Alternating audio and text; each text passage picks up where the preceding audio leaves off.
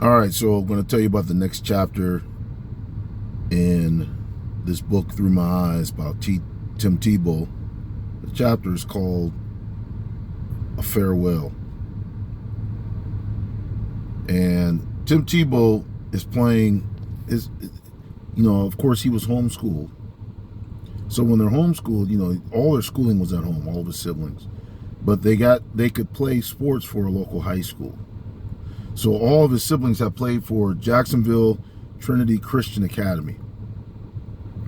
And, it was a long running thing for their family. Their dad did films for the school.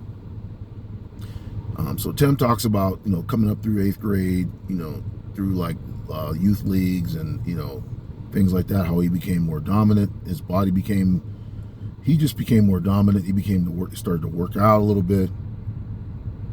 He was even dominating guys that were, older than him, like people in high school. He could compete against like seniors and stuff like that when he was in 8th grade. So when he went to Trinity High School, his freshman year he played JV ball. Of course, his favorite position he wanted to play was quarterback, but they wouldn't put him at quarterback. They played him at linebacker. They played him at tight end, things like that.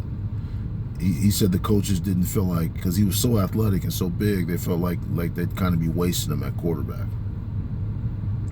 So eventually, although all his brothers, all his siblings have played at the Trinity Christian Academy, his family was going to come to a decision that this is not where Tim was going to finish high school, because he wanted to play quarterback, and the coaches felt like they would kind of be wasting him there.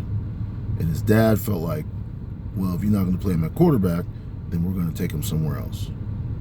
And so that's kind of like what the main theme of that chapter was, how the family didn't feel like Tim was going to get to play quarterback at Trinity Christian Academy. So they were going to say farewell to that school and maybe find another place for Tim to play where he could play quarterback. And that's kind of like what most of this chapter is about.